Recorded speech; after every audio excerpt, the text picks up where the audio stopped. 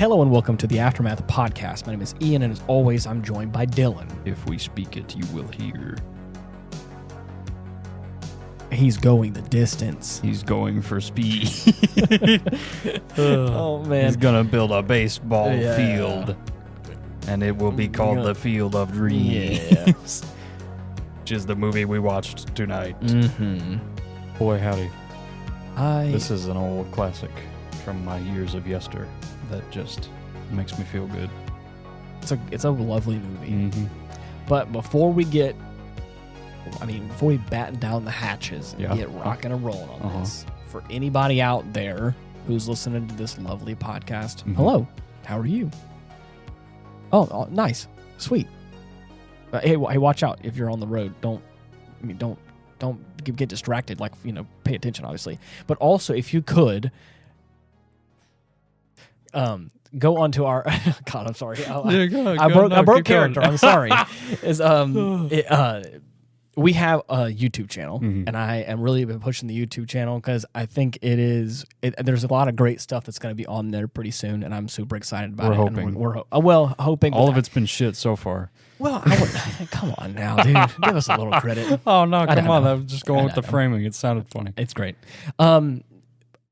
If you could, especially if you are a newer listener or a returning listener, please be sure to subscribe to the podcast. That way you can be up to date on when the newest episodes are going to be. Go ahead and drop us a like. Let us know what you think about the show, because I would appreciate it. Yeah. But yeah, that's right off the bat. We can go ahead and get that out the way. Now that our plug is finished, our self-plug. Elephant in the room. Because I know a lot of people, sometimes they don't make it all the way to the end. We got a YouTube channel at Hindsight Studios. You can type in the search bar or little / after the youtube.com if you're on a browser. But who does that? Right. Yeah, but I would appreciate it. Now, on with the episode. Right. So, let me ask you something. I said that like it was like an ad break, but it was. Yeah, that's why I said, now that we're finished with our plug. I'm sorry. Right. Anyway. Sponsor for the day. Yeah. Ourselves. Yeah. This episode is sponsored by me. Please, I need help. I need gas money. Oh, my God. I'm playing. Anyways. This was, all jokes aside, this was a really lovely film.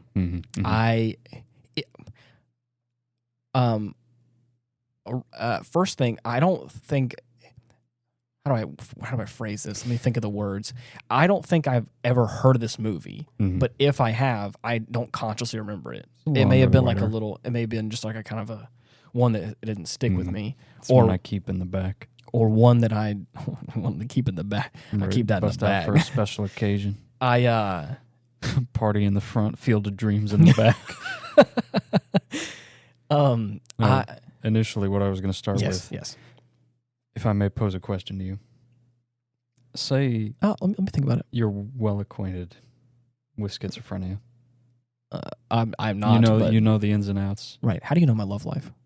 Shut up. We don't talk about that. Yeah, we don't talk about that. If you one day are out in a field of dreams, perhaps. Really? Okay. You hear a voice. Mm-hmm. Don't know whose it is. Yeah, the disembodied voice. Right. And it poses a statement, a command even. Yes. If you build it, he will come. Right. What would your first instinct be? Immediately, because I was raised in a religious household, and I would also still in this portion of my life consider myself a believer in God, right? In some capacity. I would immediately think, God? Is that you? Excuse me? Have you come to me? Yeah, right. Especially with the wording of like, build it and they will come. I'm like, is this, if I'm not mistaken, that's the phrase that was used in the Tower of Babel, right? Yeah, there you go. Right. I would have been like, God, am I to build the next Tower of Babel? Right. And I was like, that can't be right. But unified language? Yeah. Is that you? Is this the second apology for the flood? I don't see any rainbows. Oh, no. That would be my first instinct. And then after that, I would then start to question just like what the main character of this film did. Like, what does it mean? And then it would probably start to eat away at me. Yeah. a little bit, because I'd be curious, especially if it happened multiple times. I'd be like, so. See, I'd like to believe I'm a sane enough person. Yeah. If that ever happened to me, first thing I'm doing is going to a psychiatrist. Okay. Being like, hey, doc, I heard a voice. Mm-hmm. I haven't never heard voices before. Right. What's your take on that? What do you think? Based on what he tells me, right, I'm either going to accept it and move on and be like, okay, just a brief stint. Mm-hmm. But if it persists, then I'm going to be like, okay, there's something more to this. It's interesting that then I'm going to build a baseball field. There you go. It's interesting to hear your perspective from it because, again, also from my background, I would say that I've had like a handful of like encounters with God in some way, where I feel like I've heard like felt the presence of God in some way. Yeah. Where I feel like I've heard that voice in some way that people talk about, and I'm like, oh wow, like yeah, this is. So if I heard a physical voice, there's a couple of caveats I'm getting at. If I heard a physical voice, like a real voice, I would be a little more skeptical. Like if I have like felt a presence or felt like that word or whatever, and I'm like, oh wow, and it's a little more quiet, subdued, and it feels more like a revelation than it does like I'm talking to you, and it's like the echoey voice of God. But so if I heard like a physical voice, then I would sort of question like, is this it? Yeah. Am I going crazy? Am I going crazy? But also I know that like I also know if this is also talking from my sane mind. I know enough about like I think that you know of. That I know of. I know enough about like the whole like voices in my head like wanting me to do bad things. Or if I heard a voice and it was like, kill your family, like, I would know like, okay, I would immediately know. Like, all right. Yeah, that's not right. This is not the voice of God.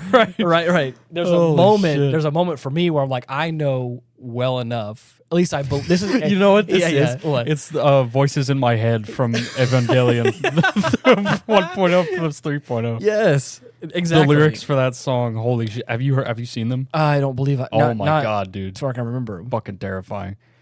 I'm gonna have to show them to you later. I want to hear them. But if I hear anything like that, precisely. I'm like, okay, I've gone off the deep end. That's what I'm saying. I need to incarcerate myself. Right.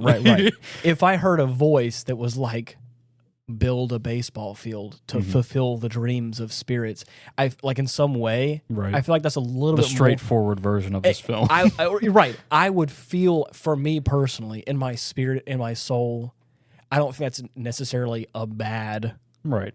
A bad omen. Be like, sure. Right. So that's why not? Immediately in my spiritual self, I'm like, it can't be. It's like, for me, it feels like Noah building the ark. Maybe I'm the next Noah, and I don't know. Right. Noah, build the baseball field. Know. Ian, build the baseball field. All right. You need 2 of every baseball team. You need 2 of every baseball bat. And I'm like, okay, hey, maybe who knows? Sure. But again, like it's like,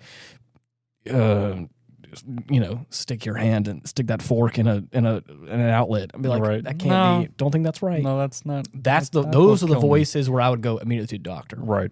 The other side, I'd be like, I'm having some sort of calling. right. Yeah. If it's a nice voice, yeah, it's okay in my book. Right. In my personal opinion, the voice of God's always nice. Right. That's just. I'd like to hope that's so. my spiritual belief. Yeah. Is that if there's any malicious intent there, it's obviously a red flag. Exactly. Or I'm possessed. Hell. Right. Yeah. But like I said earlier, I don't believe I've ever heard of this movie, or if I have, it's just been in the back of your mind. I never knew any of the like plot details for it to stick. I've heard of the movie like Angels in the Outfield. Yeah, but like was the other one. But I don't think I've ever actually seen that one. It's funny, man. But I've heard of that movie a handful of times. Yeah. Because I think people like that one a lot. Oh yeah, for I remember a lot of seeing reasons. like ads for it. Ad. But what else would you call it? Like I guess a preview on some of the old Disney VHS tapes. Oh yeah, advertisement or trailer, I guess. Right. But at first I wasn't sure. what I was going to think about this movie, because to be honest, I was going in blind. Yeah. And I'm also not a super athletic person. Like, not even, well, I don't want to say that. It sounds wrong. I don't play sports, but I admire sports. Right. When I said I'm not athletic, it makes me feel like I'm a geek. Yeah. A loser type of geek. And a slut. I mean, to be honest, I'm a musician and an artist. So, I mean, I can't really say that I'm super athletic anyways. But you could play guitar and use it as a baseball bat. I will. It's my axe. Right.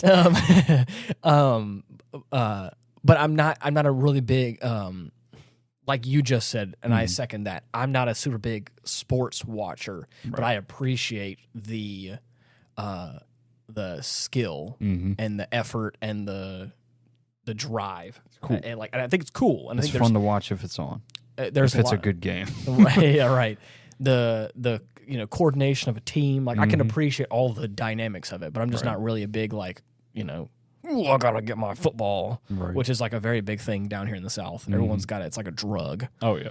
They miss their football game. They're like, something to look forward to. I'm fiending for my football game, and it's like it's gonna be okay. You can miss one. They're like, no, I got money on this one. It's like, I bet you do, buddy. There is I don't know. There's something different about watching it live, as opposed to like a re-recording of it. Right. But man, I mainly just watch. I go back and visit like some of the old games that I know for a fact were like fucking crazy at the time. Yeah. Okay. Old baseball, football games. Yeah. Mainly those two. Any other sports, like maybe a couple basketball games here and there. Right. But not much else. I recently was watching someone on YouTube that was getting me into baseball. Was like on a very basic fundamental level. It was a passion of his, right? Like that he was kind of just like touching on, and I was able to learn a little bit more about how the game was played. Nice. And in like a couple of hours, was able to like understand the fundamentals of like what a baseball game looks like and why it would take so long. And I was like, oh, okay, cool. And then by the end of it, whenever that ball connected and like got a home run, I was like, oh, hell yeah. And I was like, I get it now. Yep. Like the second I understand it, but even still, like would I put it on personally? Probably not. But whenever I was watching somebody who was also getting hyped up about it, I was like, hell yeah, dude. And there's the magic. That's all it takes. I can imagine being in a field. And of course, there's nothing like I know that from being a performer in many different ways, as well as a musician. The second you get a crowd of people together and you're able to go, who's with me? And everyone's like, you're like, okay, it's a fucking burger. Because that's what I do. I get on the microphone and I'm like, oh, what about their legs? They don't need those. And of course, everyone goes wild. Looks like meat's back on the menu. I don't know. I can't wait to get the comment here in the comments. Like, I don't know what kind of shows Ian performs, but I want to go. Yeah. I have orc rallies, is what I have. Yeah. They're perfect. Anyway, sponsored by Grolk and Bulk. Yeah, buddy. Wholesale. Oh yes. But yes, I understand that dynamic of not only being in a crowd, but also being on stage whenever you have a group of people that are underneath one, like they're all there for one thing, and we're all here to have a good time. We call it hype. Oh yeah, that crowd mentality. That's also another scary thing. Clive of the Blinding Dawn type shit. I will never forget that night we played that fucking demo, dude. That was a perfect example. I know for anybody who's listening to this, you're probably getting upset because we're really digressing from the main point and rabbit trailing tangents. But let us just tell this story for a brief moment, because you want to talk about a couple of dudes being guys. That was, it was so fun. I have always loved Myron. We got a buddy Myron. He's a friend of the show. He's been on a couple of times. To be honest, I want to send this episode to him because I want to call him out. Myron, I love you, dude. You are always a good vibe. Oh, yeah. No matter how many times he has come around, he has always added to the hangout. Like, I mean, just because he's just that comedic voice. Yeah. and that he's saying what we're all thinking, but says it so cleverly that you're like, man, I wish I would have thought of that. Yep. That's what I've come across whenever I'm with him and we're in a group. And we were playing, which number is it, 16? Yes, the demo for Final Fantasy 16. Before it had released. Mm-hmm. And it is easily one of the best demos I had played through. Yes. Because I'm not mistaken, it's like the whole first chapter of the game Right, or it's something. like the entire prologue. Got it. Mm-hmm. And I mean, and the game is phenomenal. Oh, yeah. And they really, I mean, if I can gush on the game for a second, I haven't personally played it, but you want to talk about great marketing for a game. Oh, yeah. Not only release a great game whenever it comes out, but to also have a like AAA quality demo that is like just the prologue of the game. Yeah. That whenever you buy it, you can then start where you left off. So like, Carries over your save data. It like incentivizes you to then buy the game, which I think is the whole point of a good demo. It's perfect. And I mean, but it's not only just that; it's also a great prologue to a game because it it establishes the story, and I mean, it gets you like hot and heavy. I mean, like right off the bat, you're getting into some like holy shit type territory. Oh yeah. And so like so Dylan's playing through this. Well, if I'm not mistaken, it was me, you, Myron, John, Ethan, maybe. I think he was there. Yeah. I don't think maybe Chase was there, but he's a lurker anyways. Yeah. If you don't know, again, also longtime friend of the podcast. You know, the ethereal being. Right. He's either sometimes the thing is you don't know when Chase is there or not because again a lot of times he's always there. He's always with us in our hearts. Right. but again, this prologue, this demo, I mean, is action packed at a certain point. Right when you get to that, it's so good, and so we're all there.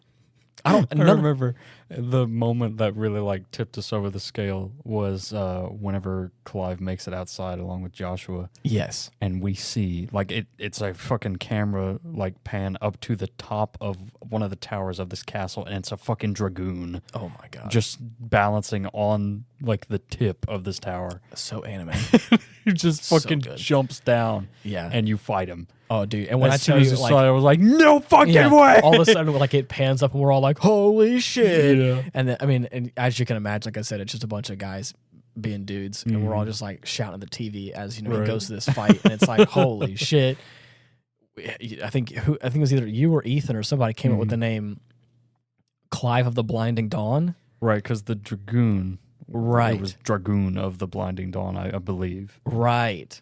And it was already like, who the fuck is this? Yeah, is this of the Blinding be like Dawn? A main character? Yeah, but no, he just has that title. He's just a boss, right? And you're like, all right, sure, I'll take that title for myself. But then, it gets to to be honest, I'm sad we didn't record that. Yeah. Another one of those moments. We talked about this earlier today, actually, about like moments that I wish we had recorded. Yeah. Just like so that way That's for posterity, like chief among them. That I could just like replay when I'm sad, just make myself laugh and go, I've got good friends. Yeah. I've got good people in my life. And this has cemented it for myself as one of the funniest things I've ever heard Myron say, but also totally understand. Right. He said, I forgot what. 1,000 gold and 2 bad bitches. I don't know what made him come to that conclusion. We were joking. I remember we were joking around about the fact that we were poor or we didn't have any money or we were also, I think, came from a low state or low background or something. We were talking about Joshua with him being like the prince. Yes. And he was like, man, if I was a prince, all I would need is 1,000 gold, 2 bad bitches. Yeah. And then we started cracking up and we started joking and like having a fun time with that. And he's like, I need me a bad bitch and a worse bitch. No, I said that. Oh, you did? All right. We were all, I mean, it was one thing after the next where that is so funny. A bad bitch and a worse bitch. That's funny. It was such a good time. And then that has been a phrase that I have held on to as like, damn. Yeah. Words that a mantra I want to live my life by. And I have you and Myron to thank for that. And now that I'm talking about it, I really miss Myron. Yeah, we got to get him back. If you're over listening, here. buddy, you got to come hang out. Where you been at? You got to come hang out, dude. I miss you. Anyways, back to the movie. like I said before, not really a big sports person, but I can appreciate the game. Yeah.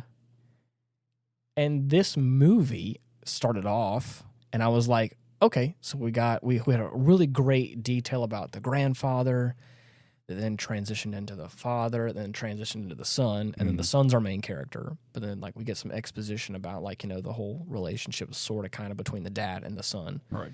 They kind of being a little troubled. Mm-hmm. And the son ends up getting married, having a kid, and moving to Iowa, starting a farm, a cornfield. Yeah. And as Dylan so accurately put it, right, as he's shucking away one day. Yeah, as he's shucking it up, hears voices in the cornfield. Yeah. If you build it, he will come. So, of course, he's like, what the fuck is that? Excuse me. And I love that he doesn't believe it. And he's like, he shouts back to his wife and daughter on the porch. And he's like, you guys heard that voice? And they're like, no, we ain't heard nothing. He's like, okay, funny. And then it happens again. And he's like, okay, but did you hear that time? Surely you must have heard that one. He's like, nope, still nothing. Nope. Sorry. Let's go inside. It's like, and he's just like, okay. All right. Okay. Yeah. So, yeah. Mm-hmm. And then, as we talked about before as well, it kind of eats away at him. Like, what does it mean? Right. What's happening? Because it just keeps happening. Yeah.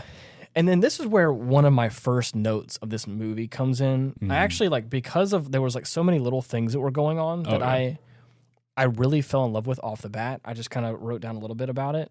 That my favorite character in the whole damn film is the wife. Yeah, she's great. I love that woman. Uh-huh. I was like, bruh, nothing has made me more jealous and also a little sad as well. That I was like, damn. Yep. I want me a wife like that. Somebody who trusts you that much. Someone that can just look at me and say, you're crazy, but I love you. I'm like, listen to those voices. Not even build the field. Not even that, but it's like a little skeptical, but it's also like, but I'm here for you. Mm-hmm. But it's also like, I don't know. I think it's also the fact that it's just the character that she plays as well. She's like a little firecracker as well. And I'm like, how fun. Yeah. It's cool. And I love that. Oh, yeah. And so, especially whenever you get I think this movie specifically does a great job of in that beginning intro, really establishing the kind of motivations of a lot of those characters. Mm-hmm. So our main character and his wife, were in their early teen or late teens, early 20s, and the 60s or so. Yeah. And that around that time of their life. Right. And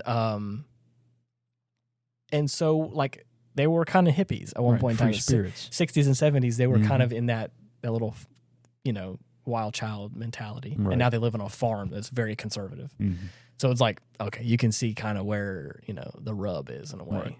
And another thing I said, this film does a great job of portraying small town America. Yeah, I'd say so. People getting in your business. Real small town. Localized community type shit. Yeah. There's a point in time where he ends up kind of going through it, and right, because he's built this field, it took a hefty chunk out of their cornfield. Yeah.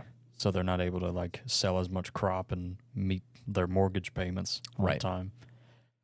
But before all that tea gets out, his neighbors are pulling up by the side of the road and just watching them. Not even just just watching, but also have fold out chairs. Yeah. And I'm like, you want to talk about a very real small town America thing that happens even today? Oh yeah. Where it's you got one person actually a little bit weird. They're like, let's go ahead and pitch our tent out there and watch that. Let's watch him. Watch that buffoon make a baseball field in his corn in his corn lot or whatever. Yeah. You can obviously tell I'm not a farmer. His corn lot. His corn lot. I was gonna say baseball field is cornfield, but I didn't want to say field twice. Just kind of snuck in there. Yeah, it felt like a hick thing to say. Yeah. So, anyways, it was it felt very authentic to where I I have been a part of some small town community stuff. Yeah. Where like everybody knows everybody else. Yeah. Everybody's in everybody's business. A little bit. I wouldn't even say like I've been in like small town like that, like country town. But like I've been in some like suburbs where I've lived in some areas where like all the sheriffs or all the police officers and or at least I did because of the kind of work that I was doing or whatever. Like I met a lot of them or like I was, I'm saying all this and then realizing that like I I'm saying all this and like currently I'm doing like some work with our local mayor. And it's like so I'm sitting here like, oh, I don't do that, and then I'm actively like and then in my day job I'm like working with the mayor of our town, and it's like anyways, so I just think it's kind of funny that like I've been on first name basis with the mayor, and it's like well, okay, that's know a lot of people. Right. The reason I was saying is I sounded almost judgmental whenever and then I checked in with myself and I was like, I don't think I'm too far away from small town or at least suburban America or whatever, but not like country land. But anyways, country land. Country land. Oh, take me home. Anyways, after he builds the baseball field, of course, there's like the very real discussion, like you talked about, of like we ran out of the savings to build the. We're just barely going to make. Yeah, like just under even. Yeah. Exactly, and it's like, oof, that's a very real thing. Yeah, having to come into grips with their financing, whereas their daughter Karen, just walks on up and is like, "Daddy, there's a man out on your lawn." Yeah, which is interesting. So of course he's like, "Excuse me, what?" Yeah, and he goes to the window, and sure enough, he sees what looks to be a baseball player. Yep, on the baseball field. Yep, and he's like, just give me a second. I'm gonna go. I'm just gonna right. His wife's just, why don't you step out onto the field? Yeah. Go ahead and talk to him. Yeah, and this is after they had like a heart-to-heart the night before, or at least what I'm assuming is the night before, where right. He's just like talking to her in the middle of the night, and like just explaining what he's worried about, how he's. Very real conversation. Oh, yeah. He's worried about turning into his father because he hasn't done anything like spontaneous or like crazy. Yeah. His dad had dreams and then kind of like set them to the side and settled down instead. Right. And like never really did anything super fantastic or. As far as he knew. Right. Exactly. Right. Yeah. So he just wants to make sure he doesn't turn out that way. Right. And of course his wife's all about like, go ahead. Yep. If you feel like you got to do it, do it. And I'm like, dude, yeah, it got me. I was like, the best. It's like, the best. I literally wrote ride down, or die. I wrote down in my life, I wrote down in my notes, best wife. Yeah, and personally, but yeah, it was great. So as he approaches the shadowy figure, yeah, he gets a closer look and realizes that is shoeless Joe Jackson. Yeah, which at this point in time, I think he had been dead for a long time. Oh yeah. Definitely. So at this point, we're like, okay, so we're dealing, and he looks young, relatively young, right? So like we're in like, his prime, basically. Yeah, we're looking, and he's like, ghost territory. Hello, hello. At first, they don't even exchange like a word; they just nod at each other. Yeah, like you're him, you're he, right? Who came? And I'm like, sure, yeah, one of cool. It's like you want to play catch? And it's like, yeah, let's go. That's what I'm here for. Yeah. So yeah, they bat, they pitch for a while, and like Jackson is just like divulging everything, like how he was banned and didn't get to play, had dreams, basically nightmares about it. Yeah. And how it felt to be back on the field after so long. And after they finish up, he's introduced to the wife and kid at this point, right? I believe so. Yeah. She walks up with Karen And Karen is like, "Are you a ghost?" Yeah. And they're like, "What the fuck are you like, saying?" Dude, damn. And he's just like, "What do you think?" And she says, "You look real to me. Then I guess I'm real." Very nice interaction. Yeah. Mm-hmm. But and again, very authentic. Oh yeah. A child. I mean, she was what, maybe 6, 7. Yeah. Very real reaction of like, "You a ghost?" Yeah. It's like, "Where'd you come from?" yeah, you're right. Yeah. So after that, he calls it a night, and he's like, "Can I come back tomorrow?" And he's like, "Yeah, Yeah, go ahead." Feels not going anywhere, bro." And yeah. I love the very clever choice of words because our main character Ray, I knows that his father's hero was Shoeless Joe Jackson. Right. This entire time, and again, this is the first person to show up on the field. He says, like, "I built this field for you," because that's it for all intents and purposes. That's exactly what he did. Right. And I find that very, very nice. Mm-hmm. And again, kind of like the plot twist at the end, which I like. But it's stiff. So as the days go on, more players show up. More of his team members. Mm-hmm. They do a few practice games here and there, just limbering up, getting the feel for it again. Right.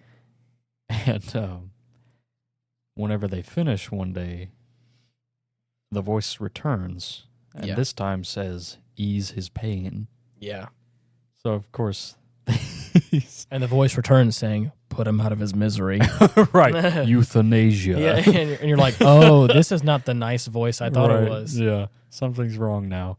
And so voice, of course he starts freaking out, like, "Oh God, there's more. I gotta do. What is this now?" And he hears the voice. Yeah, do it. Mm-hmm. So he's racking his brain trying to figure out what the voice means by this. And again, in the community's defense, they weren't there at that time, but he is the madman in the field going, "What do you mean? Ease whose pain? Right. Help me understand." Yeah. As word's gotten around of what he did, the folks in town have just started treating him like the village idiot or the class clown, something like that. But thankfully, he's got a damn good wife who sticks up for him. Yes. Puts all the naysayers in their place. I love her. Mm-hmm.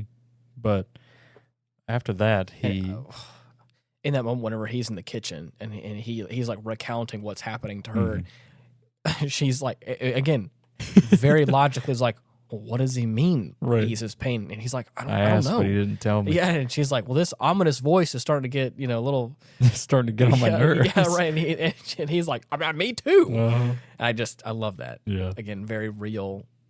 I don't know, but it comes across as such a loving figure. Oh yeah. So during this meeting for the proposition to ban some books written by a Terrence Mann. Yeah. Widely considered to be a phenomenal writer, won a Pulitzer Prize. Yeah. They figure out that he may be the one whose pain they might need to ease. Right. At least at first. He's their first lead. Yeah. So he goes to the local library, does a shit ton of research on the guy, finds out he did he was going through like the civil rights movement, the anti-war movement during the 60s and whatnot. Yeah. And man, they figure out where he is all the way out in Boston. Yeah.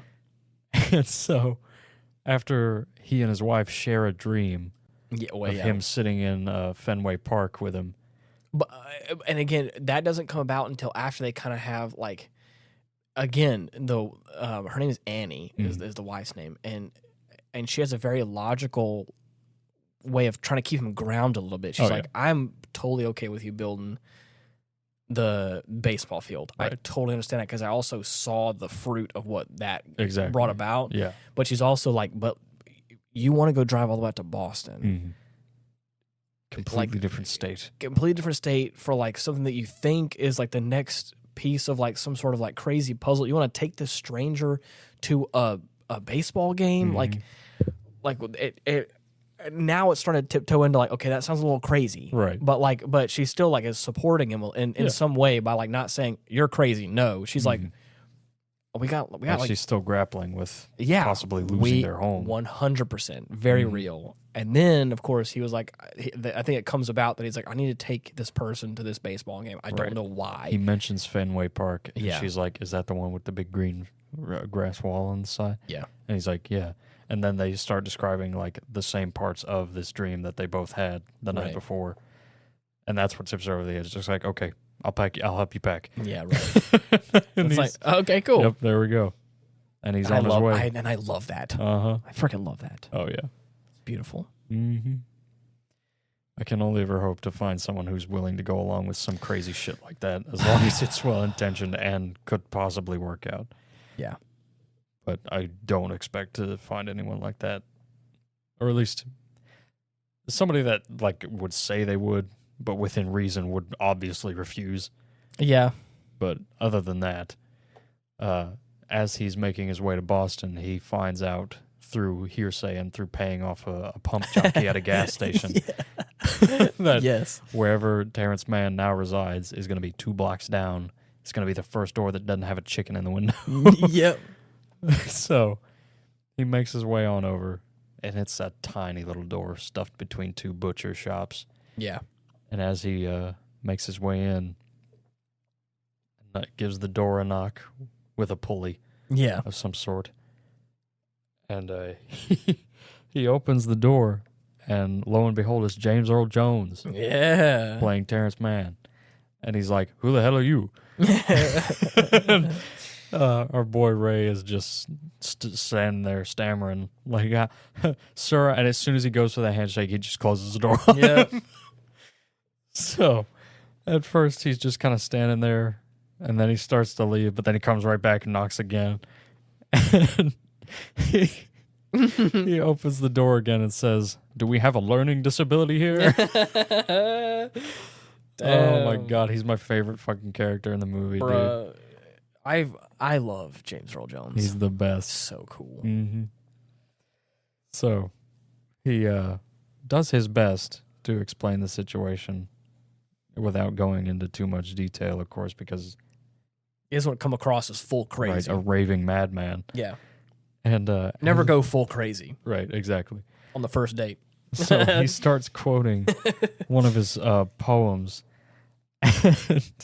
and he turns around with a big, like, shit-eating grin on his face, and he's like, "Oh my God, you're from the 60s. And then he grabs, like, one of those old-ass, like, cartoon... Yeah, like what seemed like a cartoon, like, bug spray, like, spray can. It's like an air pump for a bicycle with, like, a canister on the bottom of it. And he's like... and he's like, back to the 60s. There's no room for you here in the future. Go back while you still can. And, I love it. Right. So before he's able to slam the door on him, like, for a third time now, he explains his situation like, "I've come 50,000 miles to you at the expense of estranging my wife and losing my home." I think it was 1,200, but okay. Sorry, just wanted semantics. Anyway. He just asks for 1 minute. Right. Just to explain what's going on and why he needs to come with him. And through the course of this conversation, I want to say, I can't remember the exact exchange of words, but he's unable to convince him. Yeah. The man just wants to be left alone. Yeah.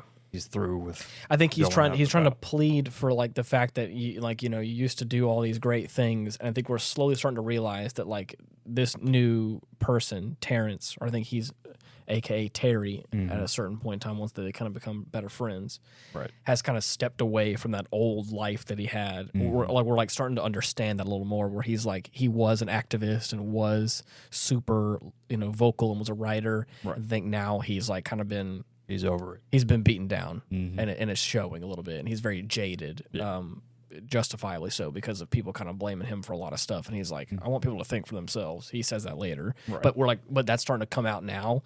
And I think in that discussion you're talking about, there's another, like, something is said that like kind of makes our character, walk away and is like, okay, it's never going to happen. Right. And then he slams the door out of frustration. Doesn't quite latch all the way. Yeah. So he just comes right back, peeks his head through the door. He's got one hand stuffed in his jacket pocket, holds it up, and is like, as he slowly approaches the desk, Terry looks up and is like, all right, now you've really pissed me off. And Ray walks up and is like, I didn't want to have to do this. But you gotta come with me. He's like, as soon as you don't have like, a what gun. the hell is that? That's your finger. It's like, what do you think it is? It's a gun. It's like, no, it's not. That's your finger. And he's like, no, it's a gun. I've got a gun. And he's like, okay, yeah, show me. It's like, what are you, nuts? I'm not gonna show you my gun. So of course he just turns right around, grabs a crowbar. And Ray's like, what the hell are you doing? And he's like, I'm going to beat you with this crowbar until you leave me alone. I never realized how badly I wanted to hear It's James the Earl best, Jones say, dude. I'm going to beat you with this crowbar until you leave me alone. It's perfect. So after that, he rebuts with, you're a pacifist. And that stops him in his tracks like, shit. Damn it. So at this point, seeing how far the man is willing to go in order to stage a kidnapping, he's like, what's the fucking deal? Why do I need to go to this game with you? Right. And he's like, I don't know, but we're going to find out. So he's finally convinced, and they make for Fenway Park as they're having a bit of a conversation while they're heading to the food stands to grab some snacks and a drink. He's like, so what do you do with yourself nowadays? Yeah. He's like, I just go on walks, watch sunsets. I work and I live. Mm-hmm. Stuff like that. Right. And, as they get to the snack bar, unbeknownst to us, Ray asks him, what do you want? He's like, I want to be left alone. I want people to think for themselves. Yeah. And after that whole spiel, Ray's just like, no, what do you want? And he just points to these three dudes, arms crossed behind the snack bar. Yeah. And he's just like, oh, dog and a beer. Yeah. I love that because, again, it's such a great moment for Terrence's character. Mm-hmm. There's this great moment, like he was saying before, where they really builds up, and like I said, we get this understanding better of like why he's kind of jaded, all that kind of stuff, and like that whole monologue right there, where he's like, I want people to stop blaming me for their problems. I want people to stop getting me involved. I want them to think for themselves. I'm tired. I want to be left alone. I want to live my life. Yep. No, I mean, like, what do you want? And it's like, oh. Yeah. And I love that because, again, it's I have had something like that before where I've misunderstood the question and I've like gone off on a tangent and they're like, no, that's not what I meant. I was like, oh, well, pardon me. Yeah. Yeah. So as they're watching this game unfold, he receives another message over like the big jumbotron. Mm-hmm. A bunch of like a name and an address appears. Yeah. Archibald Graham. Yep. And the message this time is go the distance. Yes. So after he writes that down and figures out that they don't need to be here, is like, well, I'm sorry, I guess I brought you here for nothing. Whenever you're ready to go, we can go. Yeah. And he's like, all right, let's go. Yep. So on the very awkward car ride back to his home, he's staring at him like, what is happening? What the hell is this? And whenever he parks, he's like, what are you not telling me? He's like, I've wasted too much time here already. Go ahead, go home. Yeah. So as he's pulling out, Terrence appears in the middle of the road in front of the van. Well, before that, he closes the door. The window's still rolled down. He's like, oh yeah, what did the voice say? You got another message. Yeah. I know you got another message, didn't you? What did it say? And the guy was like, and then Ray was like, it said, the man's done enough, leave him alone. Mm-hmm. He's like, all right. Yep. And then he appears. Yeah, as he does a whole U-turn, and as he turns back around, and that's when we find out that he heard and saw the message too. It's like, holy shit. Yeah. So thankfully, Ray is relieved that he's not the only one who's hearing this fucking voice. at this point, like Terry's in, like he's sticking with him all the way. Right. He's like, now I believe you. Because again, I think whenever he agreed initially to go to the baseball game, he's like, what's the story? He's like, it's a long story. I'll tell you in the car right over there. Yeah. So we're assuming at this point, because of context, that not sure if Ray's gone full crazy, but probably has told him a lot of the details of the story. And everything's lining up just a little too well. Exactly. So now Terrence is like, I'm sticking along with you because now I don't know. Right. What are we going to do next when we get to Minnesota? I don't know. We're going to find out. We're going to find it. It's like, okay, you're right. Yeah. Lo and behold, he died. Yeah. Like 50 years ago. Sad. Mm-hmm. So. This next sequence of events about had me crying. Really? Yeah. Damn. They're trying to, so they go to this like small town, Minnesota, right? I believe so, yeah. Or something like that. Yeah, Minnesota. And they find out that, Archibald Graham was a doctor after his baseball career didn't really take off. He then went back to school and then of course got, ended up being an optometrist and doing a lot of great work for the community that he was a part of. And the community loved him. Oh yeah, great stand-up guy. Done a lot of good charity, a lot of great things for children. And like we get this lovely discussion with like the receptionist lady, like an older lady behind the counter, that then like has a newspaper clipping of like an obituary that she wrote for Dr. Graham, and which I love. I love this little interaction. She's like reading it to him. To Terrence and Ray about Archie, and it's like it's so lovely what she's saying because it's really showing how much of a compassionate person Dr. Graham was, and I love the kind of playfulness like that. Terrence is a successful writer, and I think we all kind of know that, at least in popular circles and in cities, that his name is probably known, at least in some to some renown, because he looks over and he says, "You wrote that's what you wrote for him," and she was like, "Yeah, I wrote it like immediately upon his death," and he's like, "You're a really great writer." And then she, like, as she stands up and kind of pushes the chair away, she gives him like a little backhanded tap on his shoulder and says, "You're not too bad yourself." I was like, I'm like, damn, that's so good. Oh, yeah. And I love that little playful, like. I love that. It was such a great moment. And then they start to try and understand more about him. They're trying to figure out, how are we going to ease his pain? Like what? Like that's because that's the next. Again, from what we've understood so far, build it and he'll come. Ease his pain. Shoeless Joe Johnson shows up, ease his pain, and now we're talking about this other this other dead baseball player. So like what? So now again, like that's the next chapter is what it kind of feels like. So they're trying to dig up more details about him. They're asking all these like local older people that may have that actually have definitely knew him. And there's this. They're like, again, everyone's kind of saying these like funny things, but it's also so lovely to hear that like the story of this man's life, this fictitious man's life, of like even the little things of like he always wore an overcoat, he had his hat on, and he always carried on an umbrella, and no one understood why he always carried on an umbrella. But whenever you asked him, he was always like, "Oh, it's to knock beat off away all of my lady admirers." Exactly, and it's like how. I could definitely see an old man saying that, and it's like, how funny is that? Yeah. But the one that really got me, that I mean, reminded me of so many lovely older gentlemen, and even like just older people in general, and just to see like the love they have for their significant others. I believe his wife was Alice, was her name.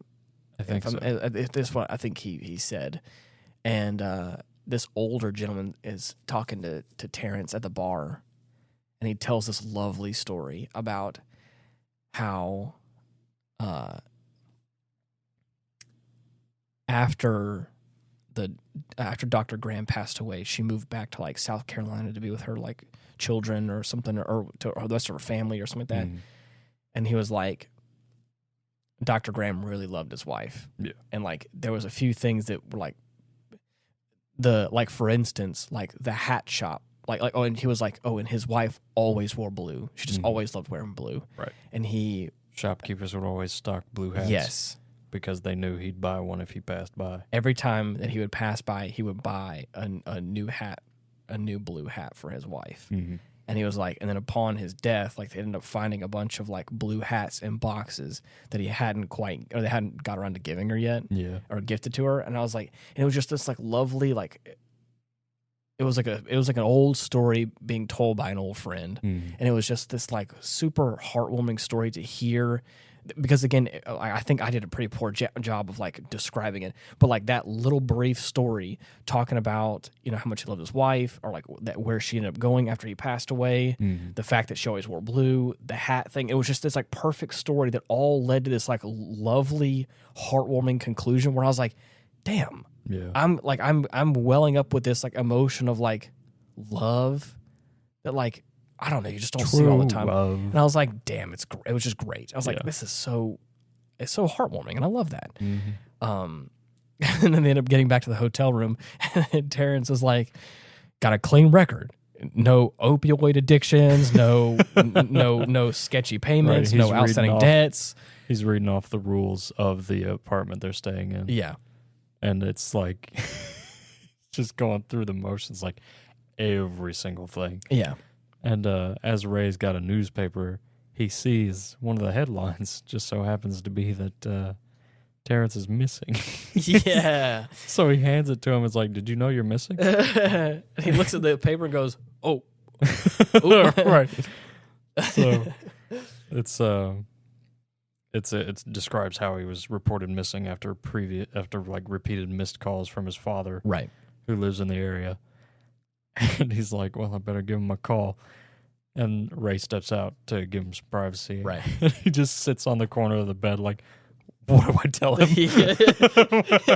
The funny thing is, like, he has the phone. It's one of those rotary dial phones. Yeah. So as like he's walking out, he has the phone in his hand, and he has punched in one number, and then proceeds to stop, and then just laughs to himself and says, what am I going to tell him? Yeah. And it was just, again, very natural, and I loved it. It felt very real in that moment, and it was so good. Oh, yeah. So many great moments in this film. Mm-hmm. But they end up, there's this wonderful conversation when he's out on a walk with the dog. He ends up finding his spirit in the streets and has this wonderful heart-to-heart conversation with him and tries to convince him to go back to the baseball field in Iowa. But he's like, you know what? No, I don't want to leave this space, right? Because I got a good thing going here. Like this feels comfortable for me, and I feel like I don't need to leave. I don't need to leave. Mm-hmm.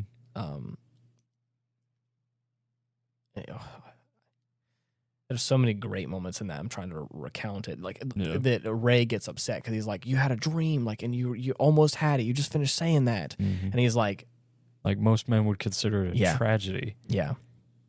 If you didn't like, if you came that close to grasping your dream and to have it brush on past you, right? But he says, Graham retorts with, "It would have been a tragedy if I'd only been a doctor for 5 minutes." Yeah. Yeah. And it was like, oh, it's really good. Mm-hmm. And then of course he says the funny remark where Dr. Graham is like, I got to get back home to Alice or else she's going to think I have a girlfriend. Right. Which is funny. Like, especially because he just went on a walk and, that was that's very awesome. Mm-hmm. And then of course they end up, taking a car ride back home because, there's a phone call exchange between, Ray and his wife, Annie. And then she's like, hey, like I'm trying my best over here, but like, the bank has sold they're talking about foreclosing on the house. Right. The movers and shakers are trying to make, documents happen to, get the house foreclosed on. And so he's like, okay, let me go ahead and drop off, Terrence back at, back off in Boston. I'll be home. And he's like, nah, I'm coming to Iowa with you. Right. Like, all right. Like, we're coming home. Oh, okay, we're coming home. On their way back, they spy a hitchhiker. Yes. On the side of the road. Pretty young fella. Yeah. So they pull over, let him on in, and he's like, I play baseball. Yeah. Like, well, what a coincidence. What's your name, kid? Archie Graham. Excuse me? What? I beg your pardon? Yeah. So they got him. Yep. He's Picked on him his up. way. And when they get back, of course, Annie and Karen are waiting for him. Yep. They get to meet Terrence, figure out what the deal is and all that jazz. Archie is subsequently added to the field along with an entire other team. Yeah. That was brought over to play a full-on game of baseball. Now, upon this revelation that all the players have been assembled, Yes. they get a visit from Mark. Yeah. Who pulls up and is like, buddy. Which is Annie's brother. Yeah. So this is Ray's brother-in-law. He's Mhm. coming up here, and I think he's a real estate agent, or Right. he's at least he works at the bank in some way. Mm-hmm. And he's like, Yeah. I got a deal for you. If you just sign this paper, you get to keep the house, living it rent-free for as long as you want. Yeah. But you can't keep the land. Yeah. And of course, he ain't having it. Ray's just like, nah, I'm keeping the field. Right. And I love the dynamic of Mark because like it also gives him stake, and he says this later in the film, but you feel it far before then. Mm-hmm. You can tell that like he's a little bit more of the straight man. You know, he's trying to convince his brother-in-law to like keep on the straight and narrow and be like, hey man, like you kind of sound a little crazy. Yeah. Even though my sister like is really trying to is really sticking up for you. Mm. And I love that is that he kind of comes across as like, at first he kind of comes across as the bad guy, like the bank, the pushback of the film. Mm. And then in this moment, kind of towards the end, like you can tell he really is like the middle party trying to do what's best for not only like his brother-in-law, but also his sister. Mm-hmm. And like I said, in a kind of a fit of rage, he's like, come on, man, just like sign these papers. I got these papers here for you. You can keep the house. I'm trying to help you and my sister out. Like, please, like you're crazy. Mm-hmm. And I love that because again, it adds more stake.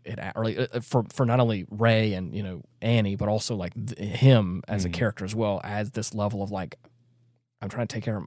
I want my sister to be kicked out of her house because her crazy husband has to have a empty baseball field in his corn lot, as previously mentioned. Right.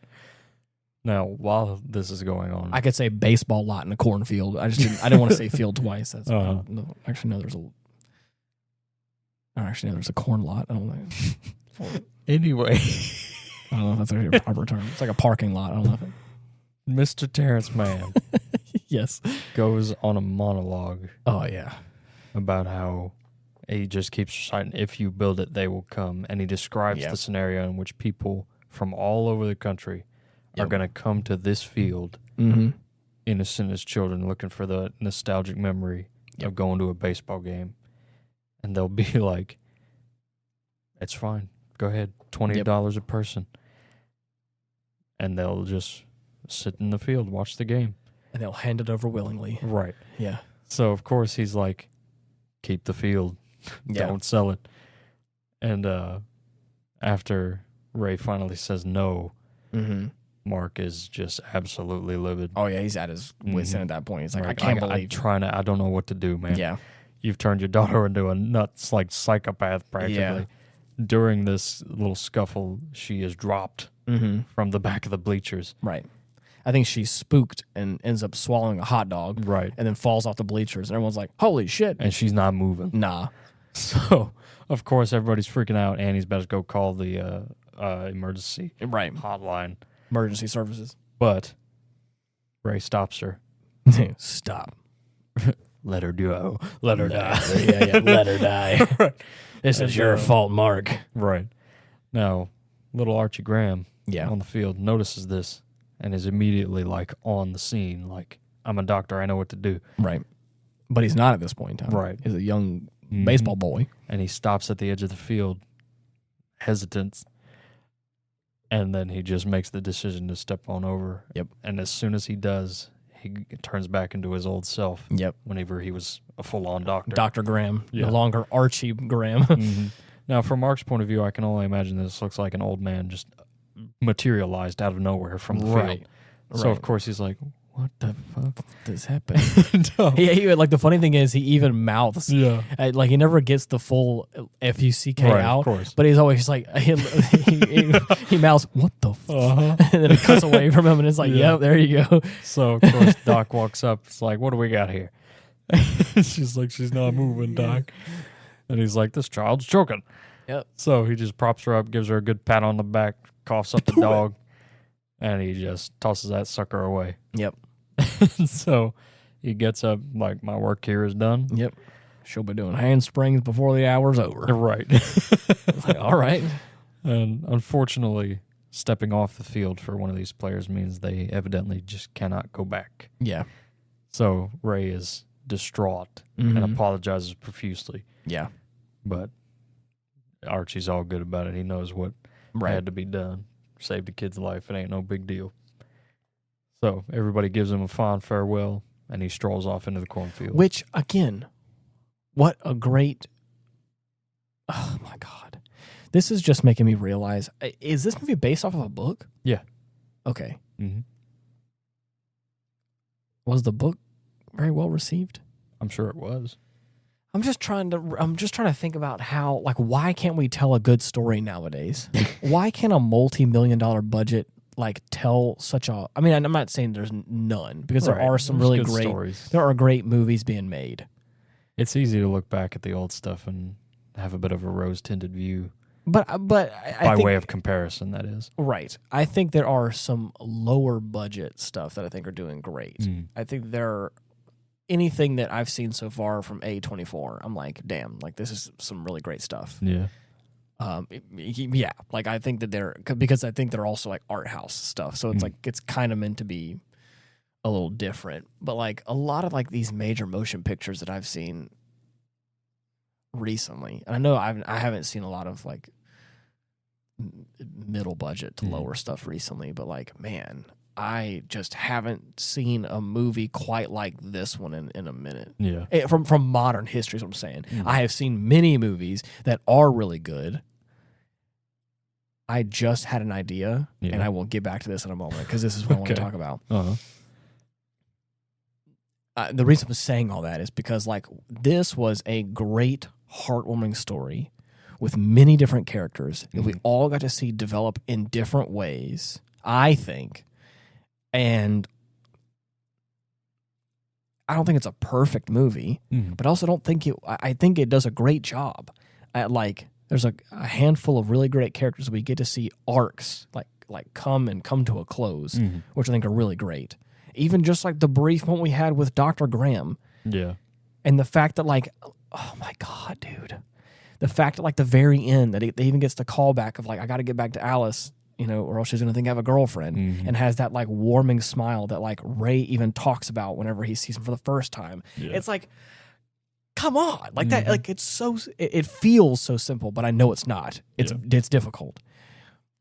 And I'm staying away from some of my true feelings about modern storytelling, because I think a lot of it has to be, like, agenda focused, which I don't want to go into all that, but that's why I think I have a lot of struggles with it, is like, it's not...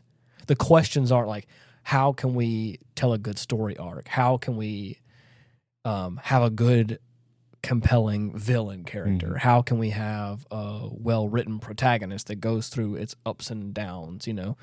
Like, those aren't the questions being asked. It's like, how are we going to meet these criteria and then try and tell a cool story? Right. You know what I mean? Like, that's... I've noticed that. And I've seen the list like of like storytelling beats that like you have to hit, like criteria list. There's actually like a real list that studios have to follow, apparently. Right. And I was like, damn, that's kind of sad to see, because it really makes me upset that like that's the goal. Like, we have to hit this as a minimum, and if we can make a pretty movie in the process, then okay. If it makes money, that's fine, but like, it has to hit these details. Right. You have to force feed that into a project, so you can't like make an interesting story without matching that. But the conclusion of this film, I mean, has it's beautiful. Has so so many good things for it. Mm-hmm. And I mean, for the right person, has such an emotionally heavy film, ending to a film. The part in the middle where people are starting to like that blue hat story I was talking about was the thing for me that just struck me in just the right way. Yeah. And made me emotional. The ending, not so much, but I can tell that if I was in the right headspace or the right person watching the conclusion of this film would cry, hands down. Yeah. Very lovely. Not only with the situation with the doc having stepped away from his dream, but also like reassuring all of us as an audience that like he got to live his dream. He got to do the wink at the picture and of course get underneath his skin like he talked about doing in his office earlier in the film. Yeah.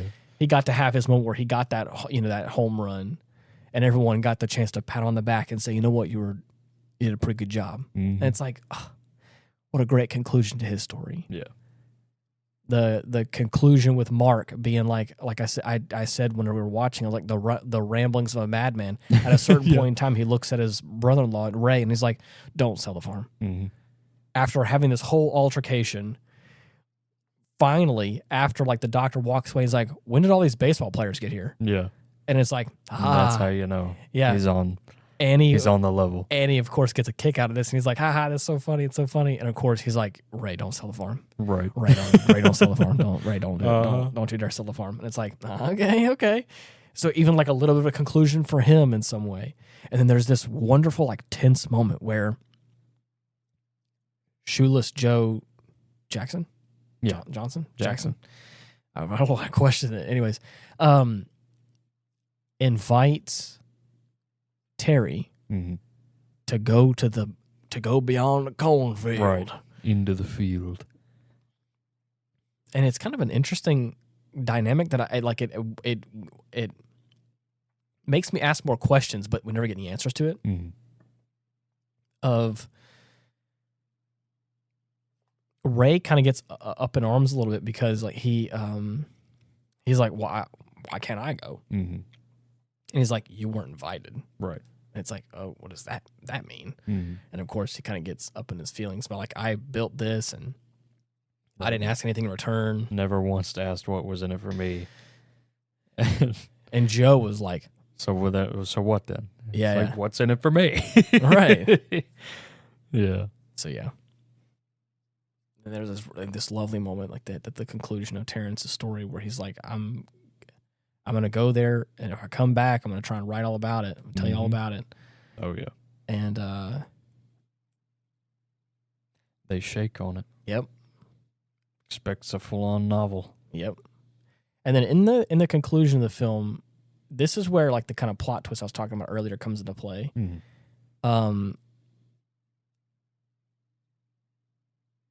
The conclusion of the entire film comes down to,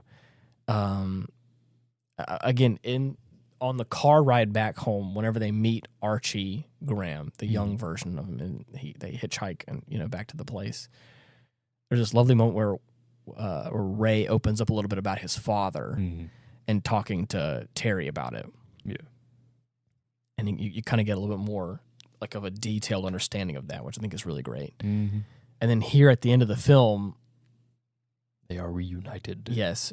Joe is this like Shoeless Joe Jackson is kind of our he's our character that's like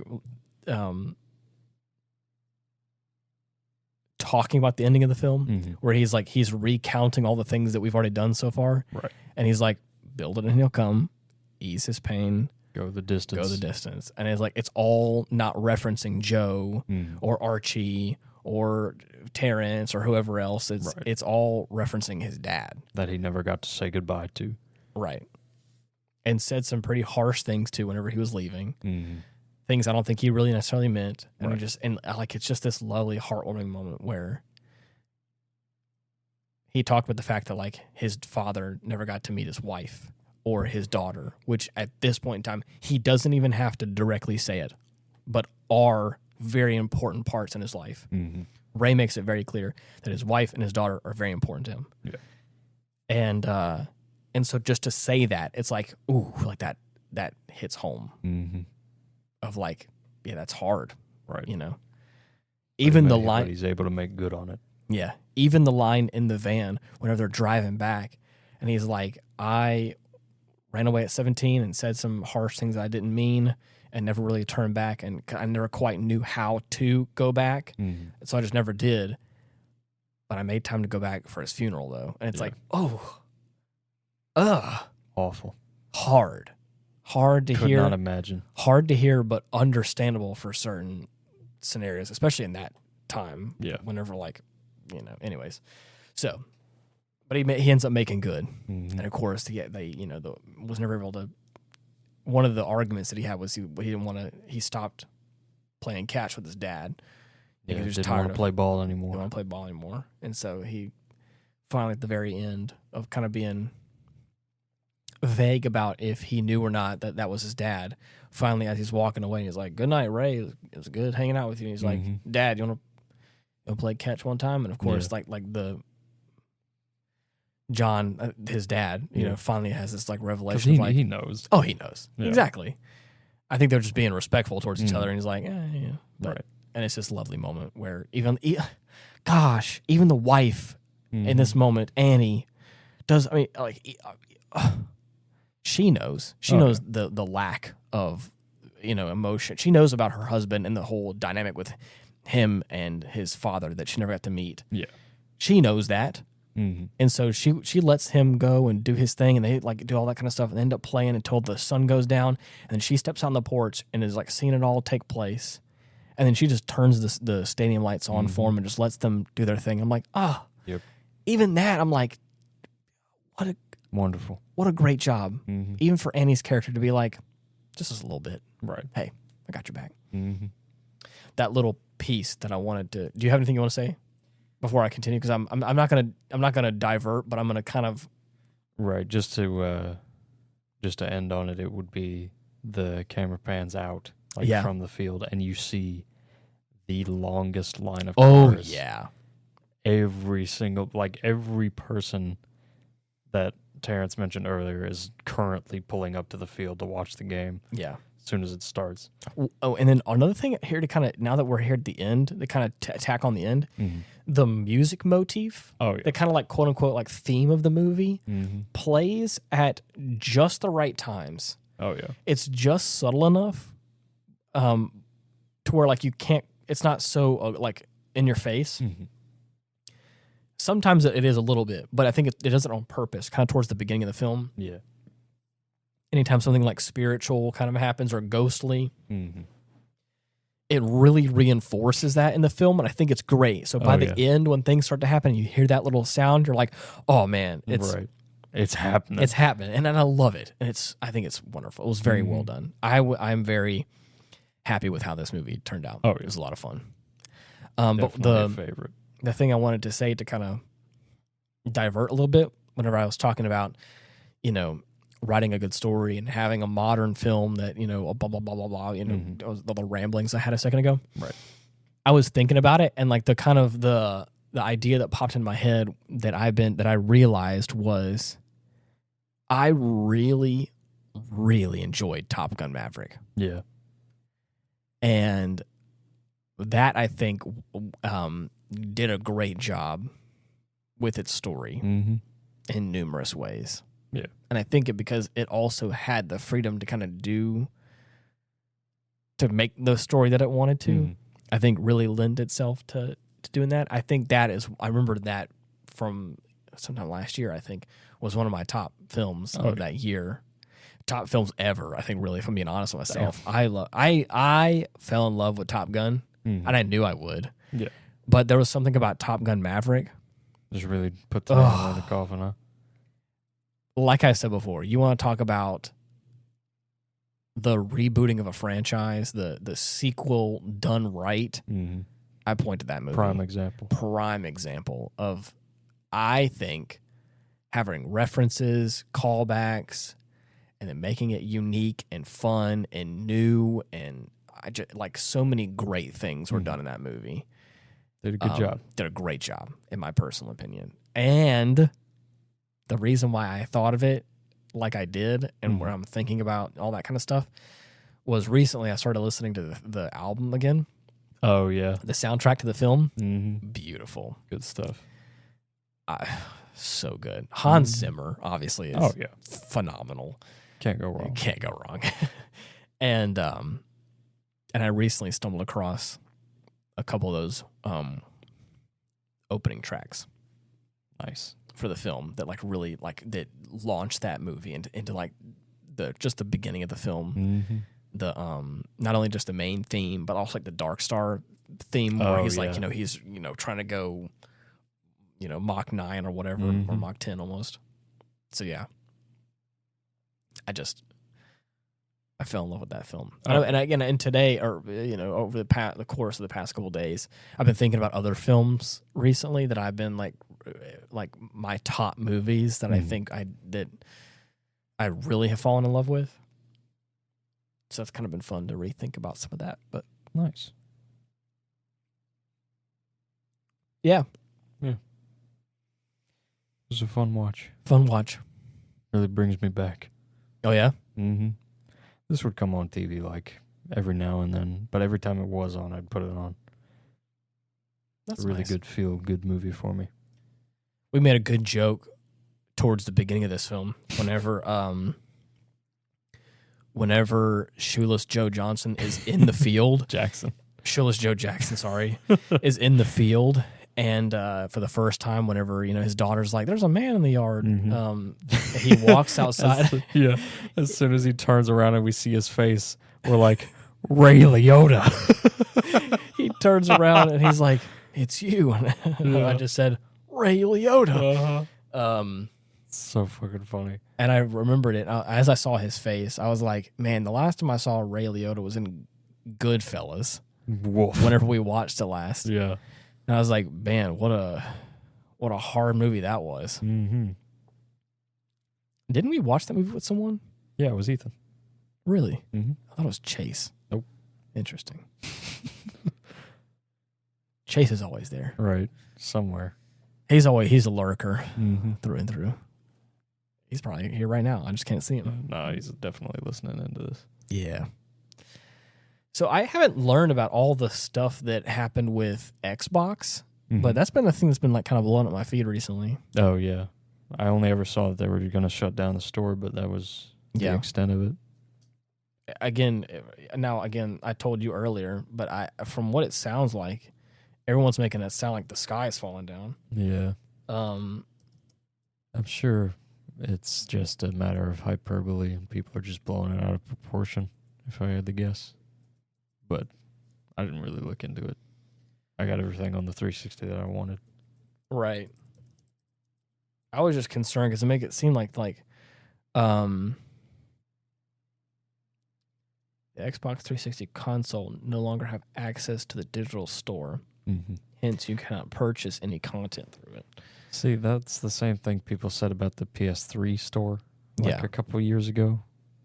I say years because it should have been already offline by now, but I can still buy stuff on there. Really? I don't know if Xbox is going to work the same way, but it's whatever.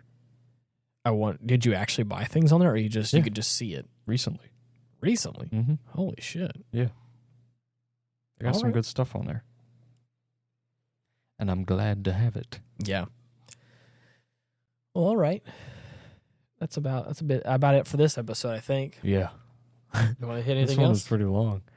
Oh, it was not bad. Yeah. Mm-hmm. We went through the whole film breakdown thing. Sometimes we hit the highlights. Sometimes we kind of really go into it. Mm-hmm. It was and it doesn't help that I think at the beginning we had a whole probably 10, 15 minute rant about Final Fantasy. Right.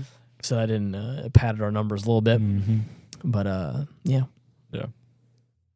I was telling you earlier before we actually started recording, I was like, I know it's only been a week since we recorded last. It always feels like an eternity, dude. Whenever we start this back up, you said it before, and I have agreed with you most times. But for me, it has felt normally whenever we come into the studio and sit down, it has felt approximately like a week. Yeah. Where I'm like, it hasn't felt like too long, but it's been about a week. No big deal. But then there's times like this week where I've been working late, basically every day this week. Yeah.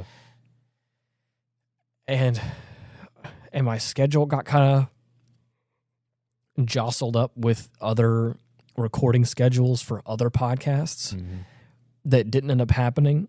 Yeah. And I'm sitting here, and even though it's been a full 7 days since we have recorded last, I was like, it feels like an eternity since I've sat down and recorded with you. Yep. I looked at the previous episode in my show notes from last week, and I was like, it was Trigun? When was that? I was like, bro, it feels like 2 That weeks ago. was a month ago, huh? Yeah, that we watched Trigun, Yeah. the movie. But no, exactly 7 days ago. And I was like, damn, I'm tired. Right. I need a nap. Yeah. So, needless to say, I'm probably going to edit this episode and work more. No, I mean, I hope not. I need to take a break. I need some sleep. So, send all your good vibes to Send all your good nights. Your good nights and good vibes to likeawolf@gmail.com. Thank you. Appreciate it. Or leave a comment on our YouTube channel. Yeah. We have a YouTube channel. If you type in @Hindsight Studios into the search bar, you can find our a channel and subscribe. Subscribe to the channel. Right. Leave us a like if you haven't enjoyed this conversation and got a kick out of it. Right. Leave us a little comment, giving us a suggestion, letting us know what you want to hear us blab about. Because I can be blabbing. Right. We got degrees in yapology. They call me a yapper. I forgot what it. Oh my gosh, dude. I don't know if I want to put this in the podcast. It's so funny though. It's okay, don't. It's so funny, and I'll tell you after the show. If we get enough people to beg in the comments, I may talk about it. It comes across as a little bit mean, but it wasn't meant that way, and it was between me and a friend of mine talking. And it was all just for the two of us. Right. But I want to share it because it was funny. But I won't. Okay. Anyways, thank you so much for listening. I appreciate each and every one of you for tuning in. Those of you who have tuned in before, it's good to see you again. Anybody who's new and who has lasted this long, you're part of the team. I tell you what, you better get signed up. And until next week, thank you so much for listening. See ya. Bye-bye.